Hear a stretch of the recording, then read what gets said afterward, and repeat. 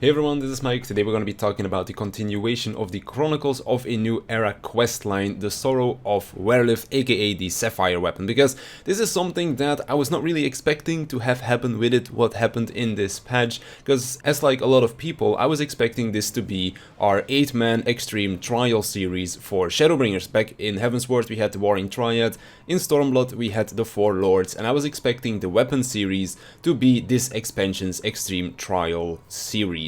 Because we were kind of expecting it. Like, of course, we got the Ruby weapon in the previous patch, which was our extreme trial back then, and we knew that there were multiple weapons and that they were going to be coming, as well as that is kind of, in my opinion at least, I think that is going to be leading into the next expansion, probably going towards Garlemald. Now, when I first saw this, when they first said that this was going to be just a solo player instance, I was kind of disappointed. Now, I'm not necessarily someone that dislikes doing solo player stuff, but I'm in here for the team play, the party content. That is what I enjoy in this game. So it being just a one and done solo player instance, I was kind of disappointed by now. Of course, we did still get an 8-man trial in this patch, which was fantastic. Really enjoyed that one, made a video on that not too long ago either, praising the fight itself because I think it is really good design. So of course I am not all too disappointed in general in this patch, because it wouldn't have an 8-man trial or anything like that. Now, the content that we got was something that was actually incredibly exciting for me, so much so that I even did this before I started with the main scenario quest, which I needed to do to get this new extreme trial unlocked, which I was planning to do in the evening with my static as well and some other friends. So you can kind of see how excited I was for this one, and that is because of what we saw during the trailer. Once we saw the trailer for this patch, we got to see a little glimpse of what this would be, and it would basically be you, the Warrior of Light, piloting a mech to fight a Sapphire Weapon instead. That would be our single player instance, something that I don't think anybody would have expected. Now, when we first saw the pictures on the patch website for 5.3, we saw that there was a mech, and this mech we were kind of expecting to be our Sapphire Weapon. But on the other hand, it didn't really look like it would be the Sapphire Weapon. And then on the other hand, it also had the Ironworks colors. It also had, I believe, the Ironworks icon on there. So it would be a mech made by the Ironworks people instead, and not necessarily be the Sapphire Weapon. So we were kind of confused, what is this going to be? And then of course, when we saw the trailer for 5.3, we saw that this was indeed going to be us piloting the mech and fighting against a Sapphire Weapon like that. And the way how it all worked was actually really well done. Before you go into the quest, you first get a little tutorial going over what all of your skills do. For example, you have like your very basic ranged attack melee combo. You have like an AoE attack and such as well, which is very basic stuff. And then you also had a couple of off-global cooldowns that would be important to use, like for example a heal that would also restore your resource, which was called EP. It's basically your mana that you would use for your mech.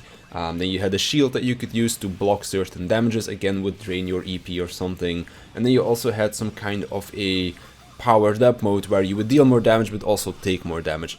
Very basic stuff, but still a very nice tutorial nevertheless, and I really would hope that these kind of tutorials would actually be brought to newer players as well when they pick up new classes, because sometimes you see people at max level not knowing what they are doing on their job, and I think a tutorial like this would be something that could like learn them the basics of a rotation or something like that. Could be really nice. So the tutorial introduction was quite good, maybe a little bit too lengthy, but still a pretty good introduction to what the mech could do. Then we go into the actual content itself, the actual cutscene leading up to the fight, which I thought was done amazingly. The cutscene quality has really started to improve ever since we ditched 32-bit. We saw some of that in Shadowbringers itself. In this patch in particular, we've had quite a lot of different cutscenes that actually were really well animated. For example, the Yorha one had a couple of them. Then the final cutscene in the MSQ was also really well done. It just had me smiling from ear to ear with what was going on in that specific cutscene. And then of course this one as well, you get dragged in on these two airships, which really gave me kind of an Evangelion feel, I think, where like the Eva would be dragged in with two helicopters then dropped into the water. Was really reminiscent of that. I really enjoyed that one. And then you get like the whole like aspect of you sitting in the cockpit talking to Sid. You feel like your different dialogue options that you could choose from, but the animations were really well done, and it basically the cutscene quality was so much higher than what we are used to in like just, for example, Stormblood or something like that. So really glad to see that. Now, the fight with Sapphire Weapon itself was pretty basic. I expect that this was kind of like a trial run to see what they could do with the content, to kind of see whether or not people are opening up to it as well, of course, because this is a Final Fantasy title, this is not a mecha fighting game. To kind of see how people would probably receive the content. I was quite happy with what it was. It was an easy fight, you just press your buttons, your 1, 2, 3s, or well, in this case you just press 2 a bunch to do your melee combo, your ranged attack, whatever it might be. You toggle on your damage thing whenever you think that there's not going to be any big damage output. Whenever you do think that there is going to be a raid wide or something like that, you just put on the shield and you were fine. I didn't have any trouble doing this fight at all. I don't expect many other people to struggle with this either. It was basically just press some buttons, dodge the attacks, throw on your shield every now and then, but still it was interesting enough, and it was just really cool to be piloting a mech in this game, which I thought was just a whole lot of fun. Now, once we were done with the quest, we also got introduced to a new area that was probably specifically made for this quest line. Now, I would really hope to go back there in the future, because right now the only reason to be in that area was to finish the quest line of this story patch.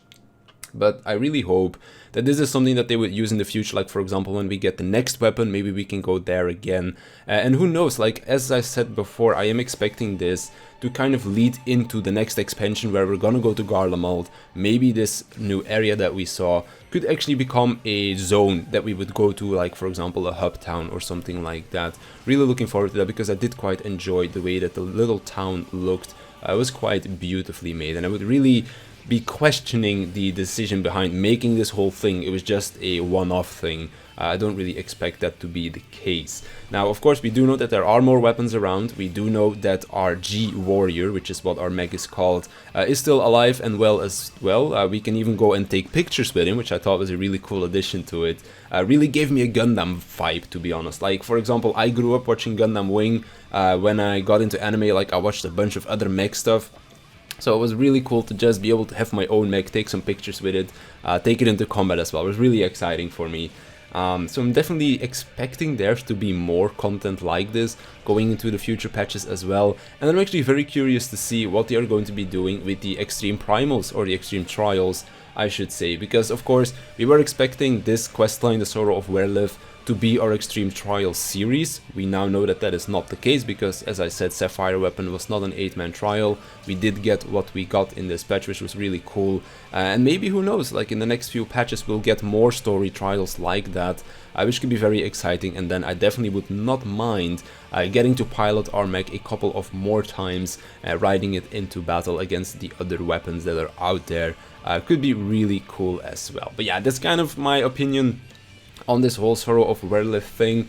I was kind of disappointed when we first heard out that it was going to be a single player instance. As soon as I saw the trailer, I got very excited, and then once I actually started doing the quests, when I saw the cutscene, when I finally went into battle, I just couldn't stop smiling. I was on voice call with a couple of my friends at that point, and I just couldn't really talk well because I had such a big smile on my face, and I really enjoyed this type of content, and I'm definitely looking forward to getting something more of that, because they are experimenting with new stuff, and it's very exciting to see what this might bring into the future as well. But yeah, let me know what you thought of this questline. Did you enjoy it? Did you prefer something else to do with that? Let me know in the comments down below. But yeah, I want to thank you for watching. I want to thank my Patreons for supporting me, and I'll see you in the next one.